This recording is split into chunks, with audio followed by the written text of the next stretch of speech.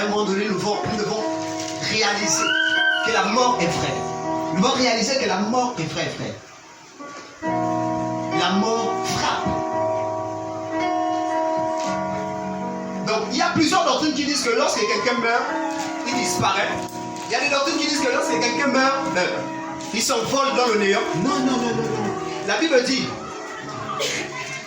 qu'il est réservé à l'homme de vivre une seule fois et après il mourra. Il est réservé à l'homme de vivre une seule fois. Quand on meurt, on ne revient plus à la vie. Quand on meurt, on ne revient plus à la vie. Jésus-Christ est mort à la croix une seule fois, il ne reviendra pas une deuxième fois. Donc toute doctrine qui dit que si tu meurs aujourd'hui, tu reviendras dans une autre vie, c'est un mensonge. Après la mort, frère, le sérieux commence. L'éternité commence. La mort. Quand on parle aux gens que Jésus-Christ arrive bientôt, change les positions. Change les positions. Et si tu meurs aujourd'hui, bon, plusieurs personnes ont souvent ce slogan en disant ce que tu dis, c'est une vérité, quoi.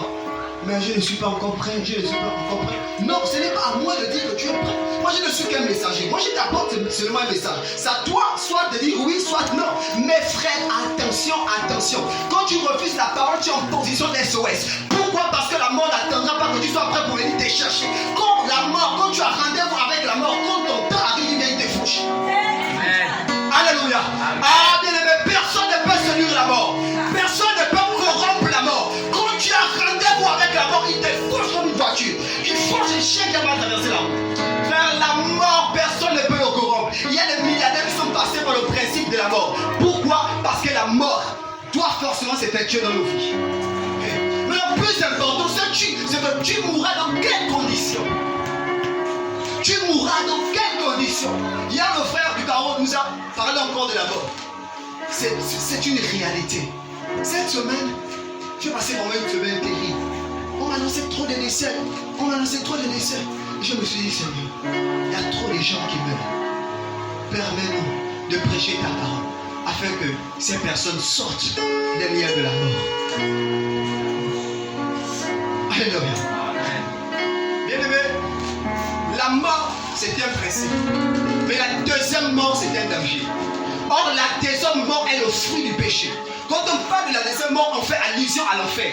Amen. Pourquoi? Parce que la deuxième mort, ceux qui observeront la deuxième mort, c'est ceux qui seront en enfer. Alléluia. Voilà pourquoi la Bible dit que l'âme qui pêche, c'est l'âme qui mourra. On parle de quelle mort? On fait allusion à la deuxième mort. Alléluia. Amen. Voilà pourquoi je viens ce soir te dire, je ne sais pas dans quoi tu es encore attaché, mais saisis ta part. Et la bonne part, c'est Jésus. La bonne part, c'est Jésus. Mais le maintenant annonce déjà une mission. La Bible dit qu'il s'appelle l'Éternel Sauveur. Pourquoi? Parce que sa mission avait un seul but, celui de sauver les hommes des péchés. Voilà pourquoi lorsque Jean-Baptiste a vu Jésus, il m'a dit que je suis indigne même de lier la découpe de ses sandales. Voici l'année de Dieu, celui qui ôtera le péché du monde. Amen. Mais pourquoi tu demeures encore dans le péché? Car la solution s'est déjà présentée au monde. La solution, c'est Jésus. Alléluia. Avant la venue de Jésus, tous les hommes étaient destinés à la perdition. Mais le réveil est venu sur la terre afin que nous ne partons plus en enfer. Voilà pourquoi la Bible dit que afin que quiconque croit en lui ne périsse pas, mais qui ait la vie éternelle. Donc quiconque, peu importe ce que tu es, peu importe la vie que tu mets, il est possible pour toi d'aller au ciel. Alléluia. Il y a quelque chose qui se passe avec le péché. C'est que quand tu demeures trop dans le péché, quand tu demeures trop loin de Dieu, donc je n'ai pas besoin d'une prophétie pour dire que tu es mort spirituellement. Rien que ta vie m'annonce déjà que tu es mort spirituellement. Parce que le péché amène la mort en nous. Alléluia. Et attention, parce que fur et à mesure que tu demeures dans la mort spirituelle, la mort physique arrive. Parce que la mort commence d'abord spirituelle, après c'est matérialise physiquement. Et quand tu es face à l'état de la mort physique, c'est terminé pour toi, frère. C'est terminé pour toi. Mais Dieu ne veut pas ça dans ta vie. Voilà pourquoi. Fais le bon choix. Fais le bon choix. Choisis la bonne part. C'est Jésus la bonne part. C'est Jésus la bonne part. Ne dis pas que ce message c'est un beau message. Ce message m'a touché. Ok, mais quand je vais arriver à la maison, je vais réfléchir d'abord à ce message. Non, non, la Bible dit qu'aucun homme ne peut ajouter une coudée à sa vie. Non, non, non, non, non. Quand tu écoutes la parole, c'est l'opportunité qui t'a donné qui t'a été donnée pour changer. C'est l'opportunité. Alléluia. Je vais expliquer quelque chose. Regarde. Quand tu vis dans le péché et que chaque jour tu te réveilles en bonne santé et que Dieu renouvelle encore son souffle de vie dans ta vie, le souffle de vie, frère, c'est un messager. J'ai dit le souffle de vie, c'est un messager. Quand tu sais que ta position est mal et que Dieu renouvelle le souffle de vie, à travers le souffle de vie, le souffle de vie veut te véhiculer un message pour te dire, regarde ta position.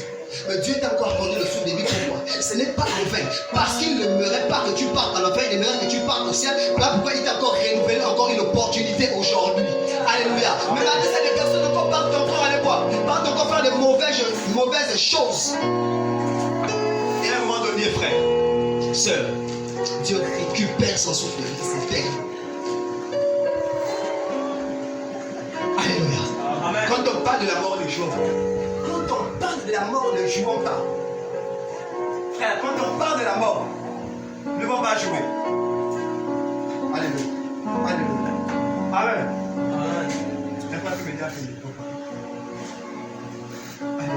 Je disais que quand on parle de la mort, nous ne devons pas jouer.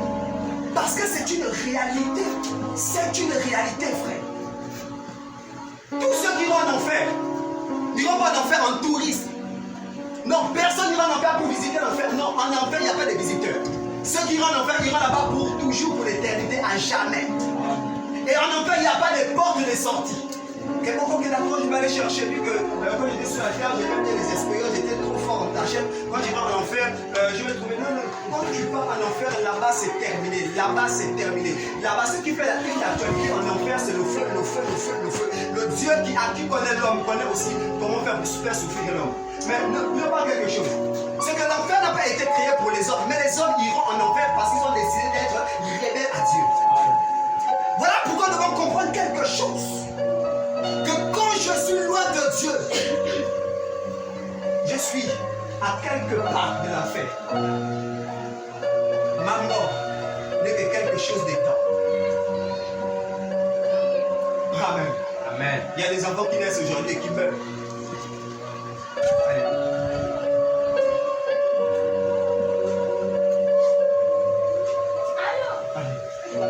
Amen. Donc je disais tantôt que la mort c'est quelque chose d'étant. Il y a des enfants qui naissent aujourd'hui et après qui meurent. Il y a des personnes qui meurent même à 12 ans, à 13 ans. Donc la mort, il n'y a pas d'âge. La mort, quand c'est ton jour, il va y démarrer. Voilà pourquoi, frère, si tu réalises que tu es mortel, saisis ta bonne part. Saisis ta bonne part. Parce que si tu n'as pas Jésus, c'est mauvais. Si tu n'as pas Jésus, c'est mauvais. Si Jésus n'est pas dans ta vie, tu es en position d'excellence, c'est mauvais pour toi, frère. C'est mauvais pour toi, sœur. Voilà pourquoi viens te cacher en Jésus. Voilà pourquoi viens te cacher en Jésus. La mort.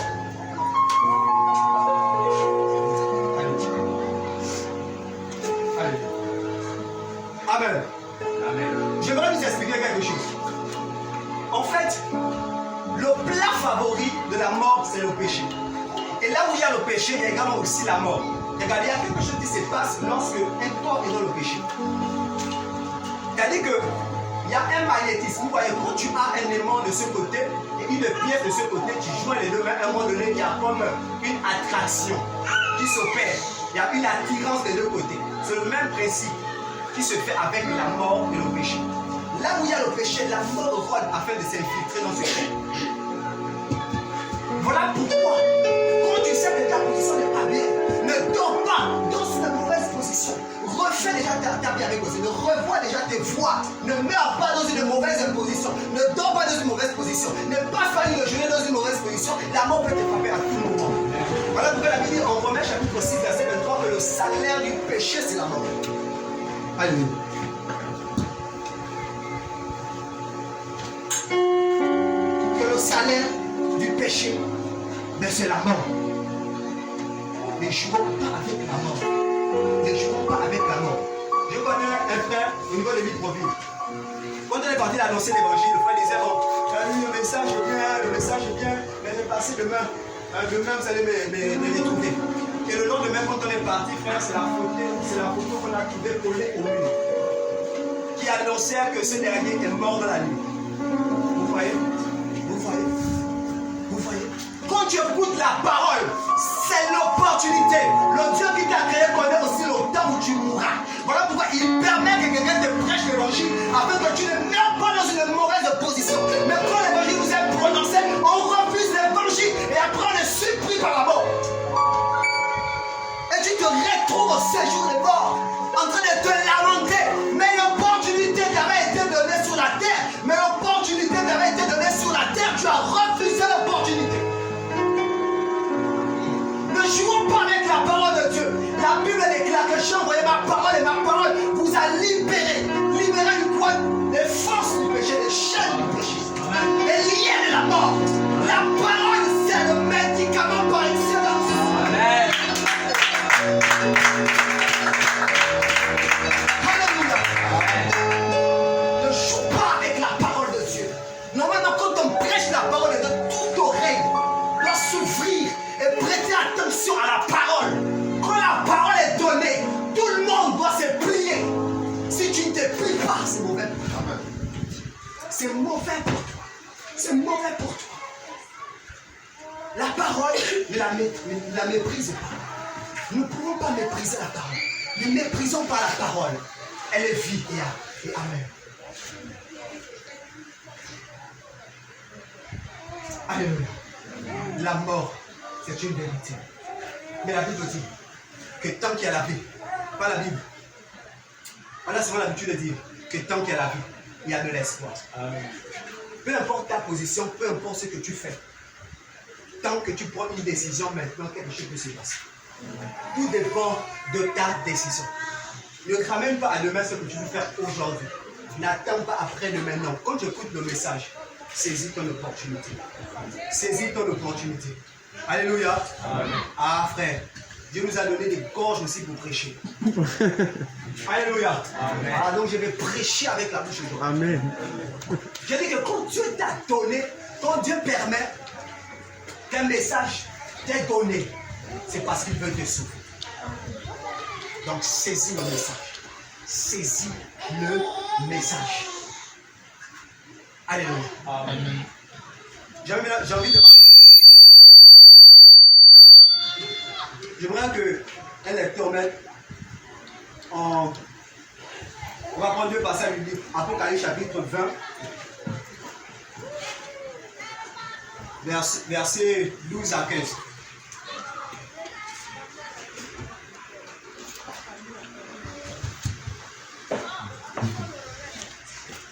Apocalypse chapitre 20, verset 12 à 15.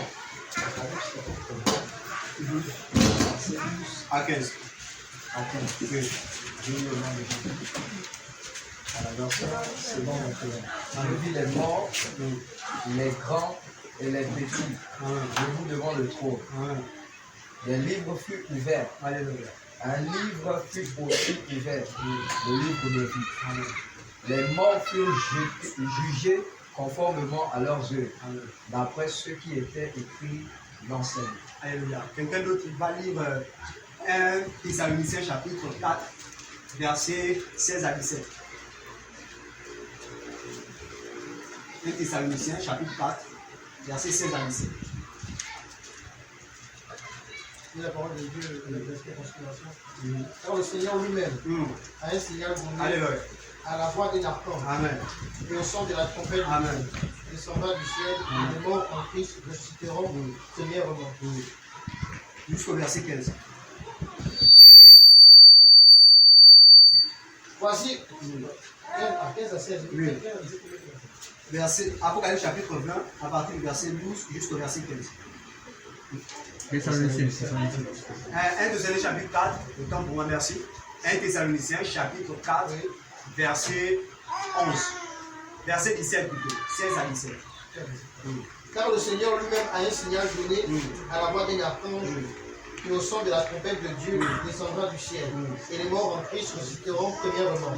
Ensuite, nous les vivants, qui seront restés, nous serons tous ensemble enlevés avec eux sur des nuées. Alléluia. À la rencontre du Seigneur dans les airs. Amen. Et ainsi nous serons toujours avec eux. Alléluia. On acclame d'abord la parole. Amen. Donc, le fil de mon sujet. Je disais tantôt que mon thème, c'est le grand départ. Là, nous rentrons maintenant dans le sujet. Nous rentrons maintenant dans le thème. Le grand départ. Alléluia. Et je disais tantôt que quand on parle du grand départ, on fait allusion à l'enlèvement de l'Église. J'aimerais d'abord que nous comprenions d'abord. J'aimerais parler d'abord brièvement sur l'enlèvement. En fait, l'enlèvement vient du mot grec, métaphysique, c'est-à-dire transférer d'un lieu à un autre lieu, ou encore un changement de lieu. Alléluia. Nous devons comprendre quelque chose. C'est que l'Église, la promesse de l'Église, c'est le ciel. Voilà pourquoi les chrétiens ne doivent pas s'attacher à la terre, les chrétiens doivent s'attacher aux choses du ciel. Amen. Alléluia. Jésus a dit quoi? Merci. Jésus a dit que vous êtes dans le monde, mais vous n'êtes pas du monde.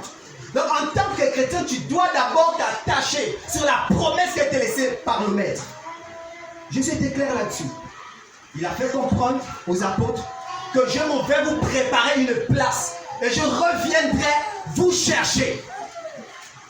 Chercher qui? L'Église. La question c'est quelle Église? Une Église ni ride, ni tache, ni rien de semblable. Alléluia. Si tu veux monter avec le Maître, si tu veux aller au ciel, tu dois d'abord laver ta robe. C'est la condition sine qua non pour aller au ciel. Ce n'est pas le fait de venir à l'église qui va te sauver, mais c'est la vie de l'église qui va te sauver. Alléluia. Ce n'est pas le fait que tu as donné ta vie au Seigneur, mais c'est la mise en pratique, c'est la suite. C'est-à-dire, je donne ma vie au Seigneur et je mets en pratique la parole de Dieu. C'est ce qui va me rassurer le jour de l'enlèvement. Je parle de l'enlèvement, frère. Est-ce que tu sais que nous allons monter avec le Maître? Est-ce que tu sais que nous allons monter sur les lieux à la voix de l'archange? J'aimerais dire à quelqu'un, frère, la foi vient de ce qu'on entend. Quand on ne parle trop de la terre, à un moment donné, ta foi est basée sur les choses de la terre. Tu cherches les bénédictions, tu cherches toutes ces choses de la terre. Et après, tu rates le plus important, l'enlèvement de l'Église. Tu dois te focaliser sur le plus important. Nous ne sommes pas convertis pour la terre. Nous nous sommes convertis pour aller au ciel. Alléluia. Laissons la terre, laissons les choses de la terre. Laissons les choses de la terre. Amen. Quand tu sers le Seigneur, ce n'est plus toi qui cherches les choses de la terre, mais c'est les choses de la terre qui te cherchent. Pourquoi? Parce que tu as attaché au haut, en haut. Alléluia. Attache-toi au plus important, le ciel. Car le Maître revient bientôt. Le Maître revient bientôt. Ce n'est pas un mythe, c'est une vérité. Ce n'est pas un mythe, mais c'est une réalité. Jésus vient bientôt et nous allons partir avec lui. Nous allons partir avec lui. Nous allons partir avec lui. Alléluia. La Bible dit que son retour va être comme dans les temps de Noé. La Bible dit qu'au temps de Noé, les hommes mariaient leurs femmes, mariaient leurs filles. Les hommes marchaient comme ils voulaient marcher. Noé annonçait seulement la parole. Que le déluge arrive. À ce temps-ci, la pluie ne tombait pas. C'était une vapeur qui arrosait le sol. Donc pour eux, c'était impossible ce que Noé disait. Alléluia. Voilà pourquoi je voudrais dire à mes frères, même s'il y a des oreilles insensibles, prêchons la vérité. Même s'il y a des cœurs qui ne veulent pas écouter, prêchons la vérité. La Bible dit au son de la trompette. Je suis en train de dire que la trompette a déjà été retentie. Chaque prédicateur, chaque messager, c'est une trompette qui annonce l'enlèvement de l'Église, qui annonce le retour du Maître. Alléluia. Et ces hommes marchaient selon leur penchant.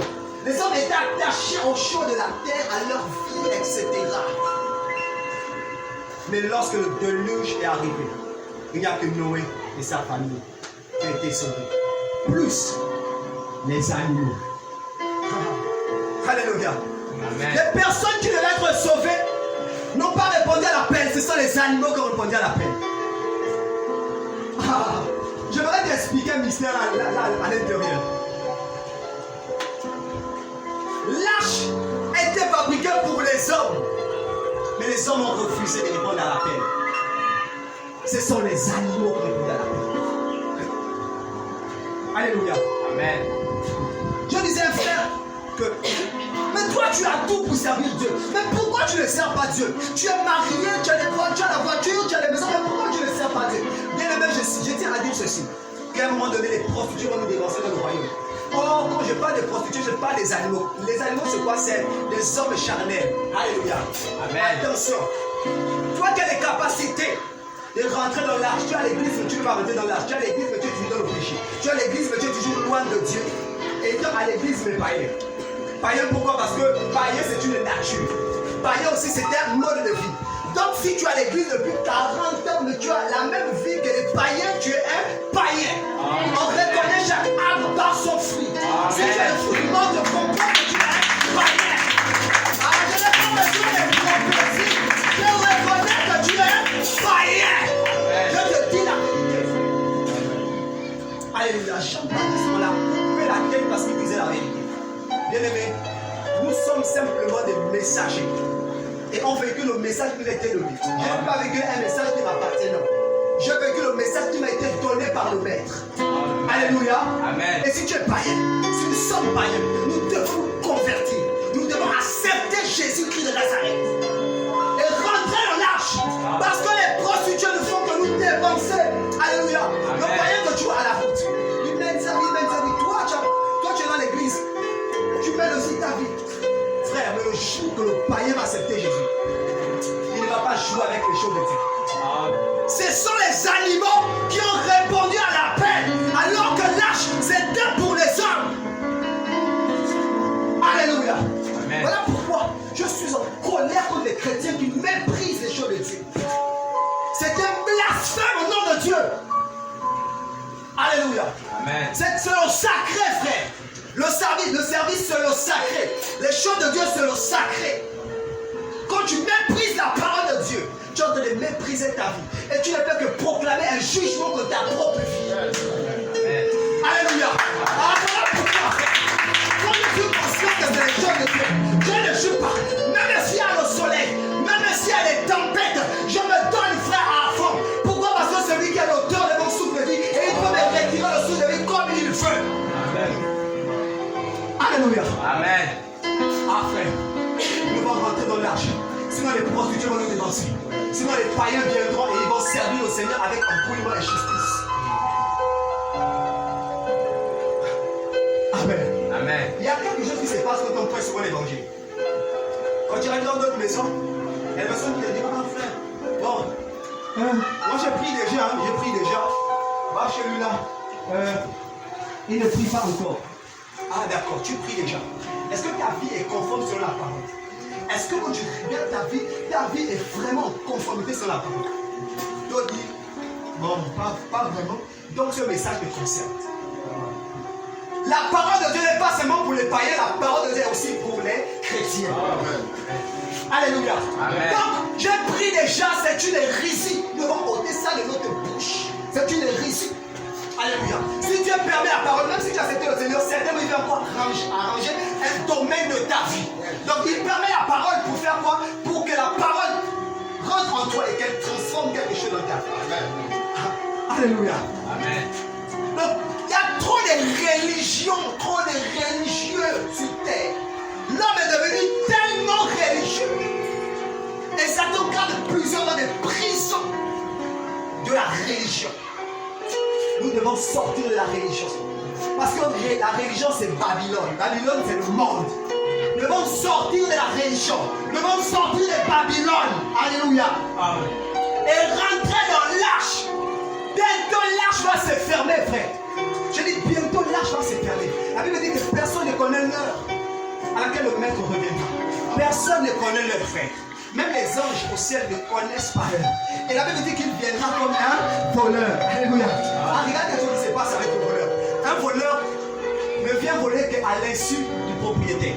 C'est-à-dire que lorsque le propriétaire dort, à une heure d'arrive, c'est là où le voleur s'infiltre dans la maison et commence à voler.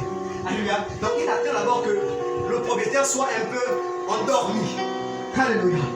Et là, je voudrais te dire, tu dors dans quoi? Tu es endormi dans quoi? Tu dois maintenant te réveiller.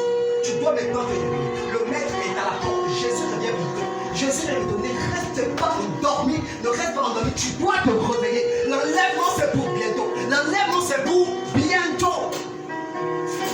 Alléluia. Tu pouvais certainement jouer avec toute autre dispensation. Mais cette dispensation, ne jouons pas avec cette dispensation. Il y a eu la dispensation de l'innocence, la dispensation de la foi avec Abraham. Mais cette dispensation, ne jouons pas avec ça. C'est la dispensation de l'église. Le mot dispensation veut dire époque. Nous sommes à l'époque de l'église. Et la promesse qui est attachée à l'église, c'est l'enlèvement.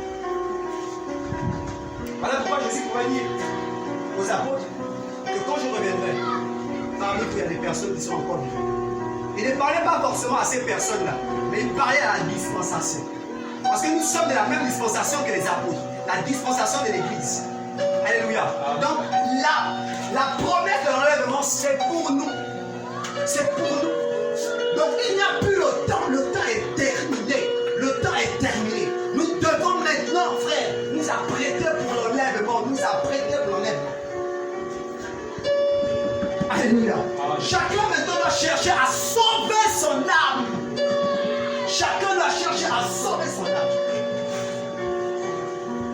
J'ai souvent l'habitude de dire que lorsqu'il est question de sauver ton âme, aucune chose ne doit t'arrêter. Aucune honte ne doit t'arrêter. Lorsque quelqu'un veut sauver son âme, frère, il peut même se lever en pleine église pour dire j'ai besoin de Jésus. Je ne connais pas Jésus. Montrez-moi le chemin. Et on va dire le chemin c'est Jésus. Va vers le chemin. Voilà pourquoi la Bible dit en Jean chapitre 6, verset 14, il y a le chemin, la vérité et la vie. Quand quelqu'un est sauvé son âme, rien ne peut plus l'arrêter. Oh, je monte, il y a trop de gens. Non. Mon âme est malade et je dois sauver mon âme. Si je meurs dans cet état, je vais l'en faire. Je dois sauver mon âme. Alléluia. Amen.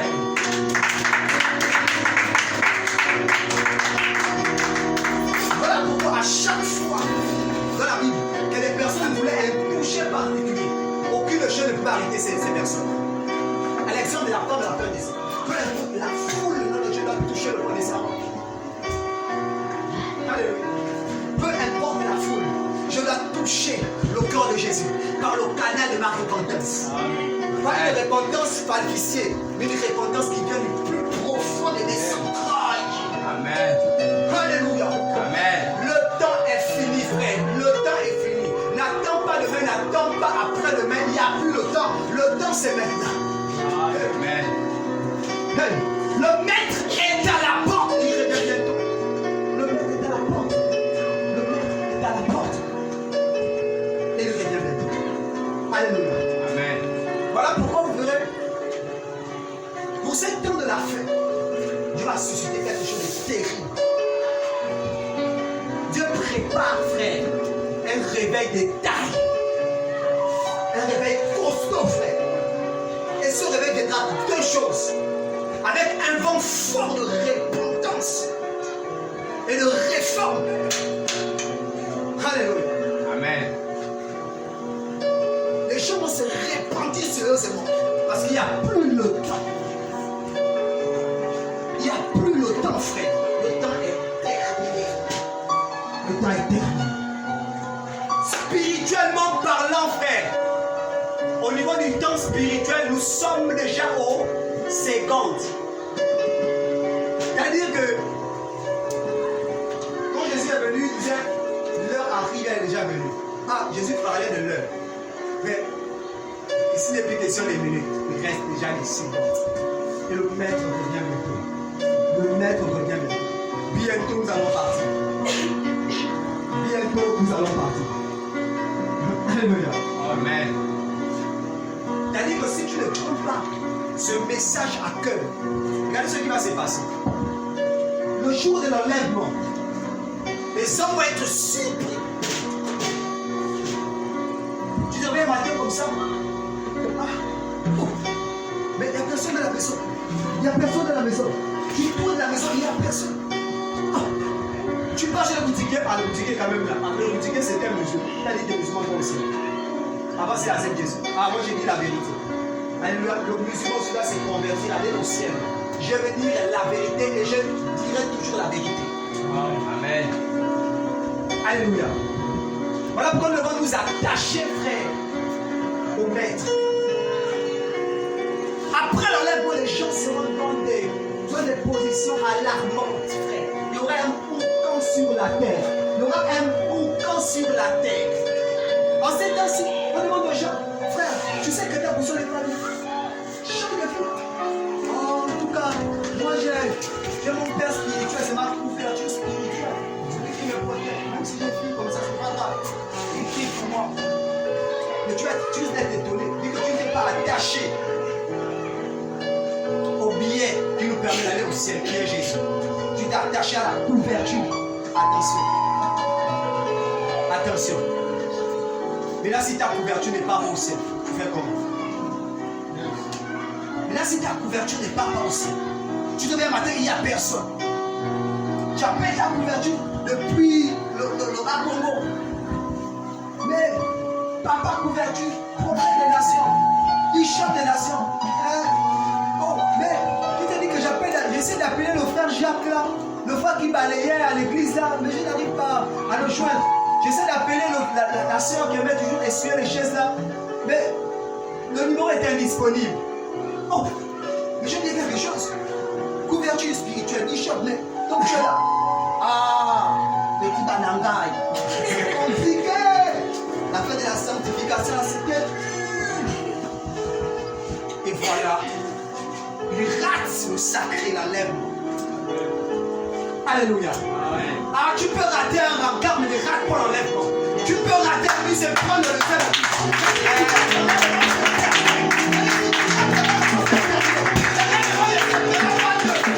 L'enlèvement ne se fera pas 3 fois. L'enlèvement se fera une seule fois. Et si tu rates l'enlèvement, c'est terminé pour toi. Tu n'auras que des cieux pour pleurer. Hey. Alléluia. Quand on parle de l'enlèvement, frère, tu dois pleurer. Que le Seigneur permet moi d'aller avec toi. Voilà pourquoi David pouvait dire dans les psaumes que je sais que tu ne vas pas laisser mon âme. Je sais que tu ne vas pas laisser mon âme. Parce qu'il savait que la chose qui est destinée pour l'éternité, c'est l'âme. Et il avait peur que son âme parte périr en enfer. L'enlèvement peut se passer ce soir. L'enlèvement peut se passer même maintenant. Et si l'enlèvement s'opère, est-ce que tu partiras? Est-ce que tu partiras, frère? Est-ce que tu partiras, frère? Alléluia. Ah, frère, quand on parle de l'enlèvement, tout le monde est consolé. Peu importe ton ministère, peu importe ton onction, quand on parle de l'enlèvement, frère, tu dois d'abord te mettre en cause. C'est vrai que c'est mentionné, mais est-ce que ma position glorifie au Seigneur? Est-ce que je parle comme le Seigneur? Est-ce que je mets la parole de Dieu? Alléluia. Ce n'est pas le ministère qui va sauver, ce n'est pas le ministère qui va sauver, mais c'est l'état de ta vie qui va te sauver. Alléluia. Voilà pourquoi, frère, l'enlèvement, c'est une vérité. Alléluia. L'enlèvement de l'église. Amen.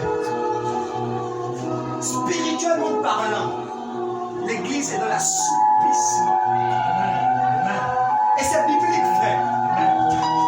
Quand on lit Matthieu chapitre 25, les 10 vierges, je vais dire d'expliquer quelque chose. On parle de quoi? De 10 vierges. 5 étaient folles, 5 étaient sages.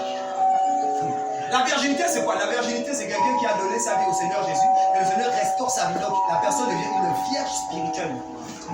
Alléluia. Mais qu'est-ce qu'il a fait en sorte qu'il y a 5 folles et 5 sages? Dieu a bien partagé les choses. Et ça, ça se passe où? Dans l'église. Alléluia. Les 5 sages, pourquoi?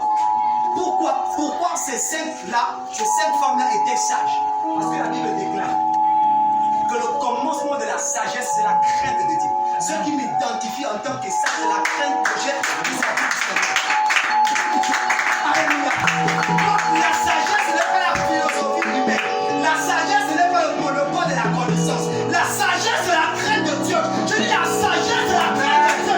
Si tu ne crains pas Dieu, tu n'es pas sage.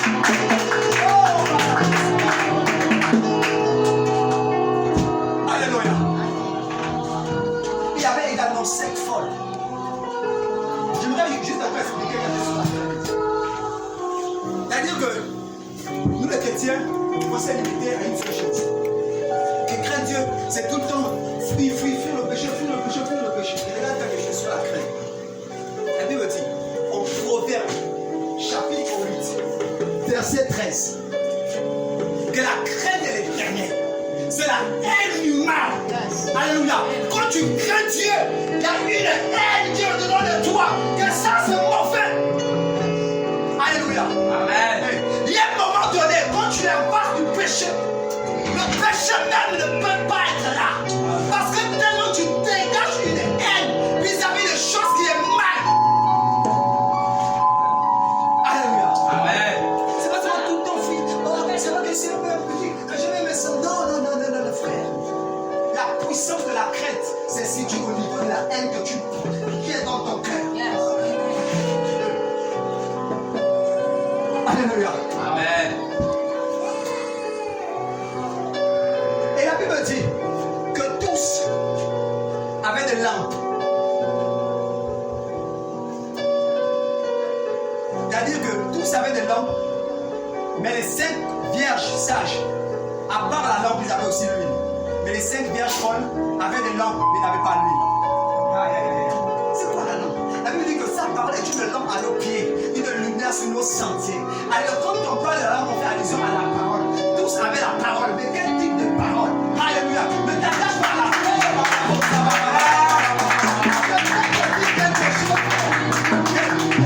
Mais quel type de parole? Écoute, quel type de parole? Donc, quand on parle de la parole qui doit nous connecter au ciel, quand je me prépare, je m'appelle, on me parle du mariage, on me parle de bénédiction.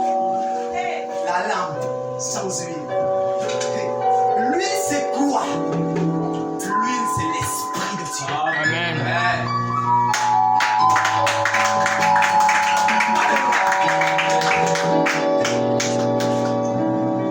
L'esprit rend témoignage de la parole. Là où la parole n'est pas prêchée, l'esprit ne peut pas être. Voilà pourquoi quand la parole est prêchée avec vérité, l'esprit est là. Voilà pourquoi les 5 vierges sages avaient la parole et aussi lui. Pourquoi? Parce que la parole rendait témoignage de Jésus. Mais si la parole ne rend pas témoignage de Jésus, tu ne peux pas avoir lui. Parce que la parole est stérile. Amen. Oh, amen.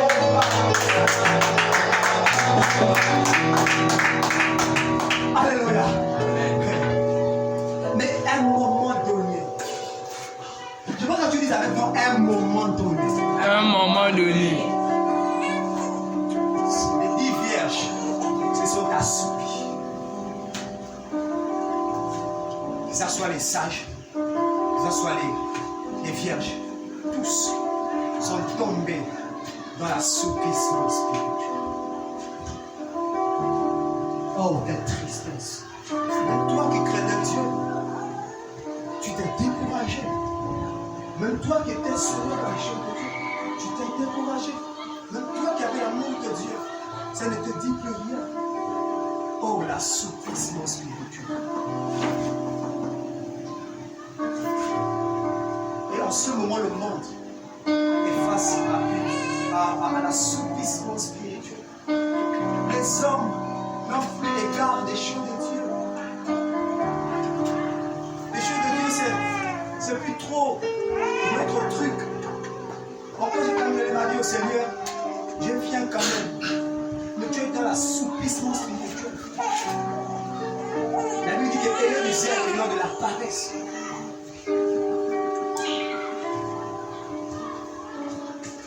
L'assouplissement spirituel.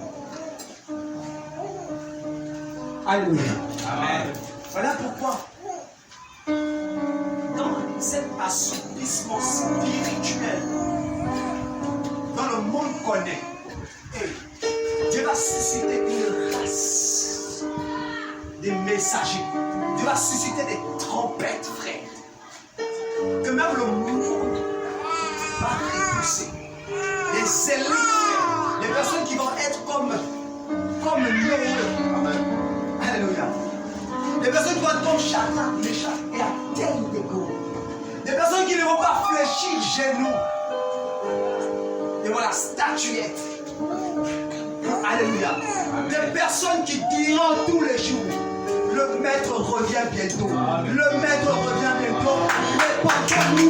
Répondons-nous. Le maître revient bientôt. Oh, répondons-nous. Parce que le maître est à la porte.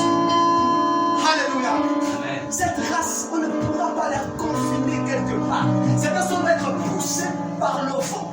L'enfant, c'est l'image de l'esprit. Là où l'esprit les conduit, ces personnes iront. Pourquoi? Parce que ces dernières connaissent l'urgence de temps et ils prêcheront l'évangile que le maître est arrivé et ils vont prêcher ainsi. Alléluia. Cette race ne connaîtra pas la peur. Cette race ne va pas connaître. Il y a la police. Il y a la police. Les policiers là se convertir. Je dis le gouvernement là se convertir. Alléluia. La Bible dit que cette parole là de prêcher et ensuite de prêcher la fin.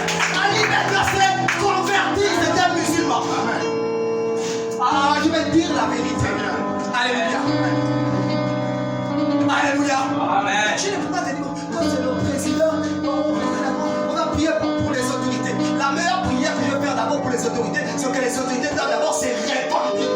Alléluia. Fais-moi susciter des gens baptistes. Des gens baptistes. Oh, peu importe qui tu es. Si tu n'as pas Jésus, je vais te prêcher le ciel. Alléluia. Peu importe qui tu es. Si tu veux tape les matraques, jette en prison. Frère, je suis déjà mort. Quand tu es mort, je suis déjà mort.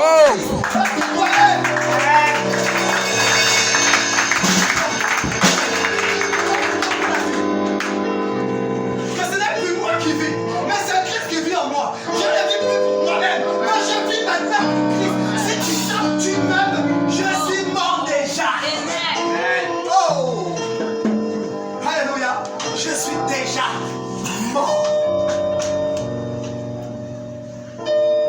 Et je dis à ma famille ceci, que lorsque vous allez écouter le frère Joël est dans telle prison, n'ayez pas peur, laissez les choses doivent se faire. Alléluia. Parce que je suis conscient que je suis une trompette qui va annoncer le vrai message. Amen. Pas un message de séduction. Alléluia. Sur la dernière, trop de messages de séduction. Oh, je fais une prophétie que au gouvernement, il va avoir une première dame. Il va mettre à la tête du gouvernement. Je prophétisais cette femme-là, elle aime mon cœur. Elle est bien. Elle est ceci. Menteur. Tu es un menteur. C'est d'ailleurs c'était un menteur. Alléluia. Si tu n'as pas Jésus dans ta vie, tu n'es pas un bon homme ou une bonne femme. Alléluia. Le bon cœur commence lorsqu'on donne notre cœur au Seigneur et Jésus. Amen. Peu importe l'état de ton cœur, si tu n'as pas Jésus, tu es un insensé. Amen. Frère, les temps sont terminés. Les temps sont terminés. Levons-nous et sonnons le chauffard. Alléluia. Levons-nous et sonnons le chauffard. La Bible dit que je n'ai pas d'autre bouche que votre bouche. La bouche qui était réservée pour parler à ce ciel, c'est l'église. Alléluia. Voilà pourquoi l'église doit sortir et assoupissement et sonner le chauffard que le maître arrive. Sonne le chauffard. Sonne le chauffard. Annonce le lèvement de l'église. Annonce le lèvement de l'église. Jésus a dit avant de partir que prêcher la repentance et le pardon des péchés. Alléluia. L'expression repentance dans le vrai métanoïa, qui veut dire changement d'état d'esprit. Tu ne peux pas aller au ciel avec un état de péché, non. Imagine-toi qu'un voleur part au ciel. Il risque de voler même l'or au ciel. Pourquoi? Parce que sa nature se le vol. Alléluia. Voilà pourquoi Dieu échoue. Dieu nous aime tellement. Dieu ne veut pas que nous périssions. Non, ce n'est pas son désir. Ce n'est pas son désir. Mais Dieu veut qu'on change notre nature. Alléluia. Voilà pourquoi Église, réalise ton identité et sonne le chauffard. Réalise ton identité. La Bible dit que l'homme a été créé à l'image et selon sa ressemblance. Amen. Quand on parle de l'image, la Bible dit que Christ est l'image de Dieu en nous. Donc, l'image de Dieu en nous, c'est Christ par le canal du Saint-Esprit. Voilà pourquoi la Bible dit en 1 Corinthiens chapitre 6, verset 19, que ne savez-vous pas que votre corps est le temple du Saint-Esprit? Voilà pourquoi nous devons réaliser qui nous sommes. N'amenons pas notre corps partout dans la distraction, dans le cœur, bavarder des trucs qui ne glorifient pas le Seigneur. Non, il n'y a plus le temps. Et puis il sort de ton assoupissement et prêche l'enlèvement de l'église. Le départ, c'est pour bientôt. Le départ, c'est pour bientôt.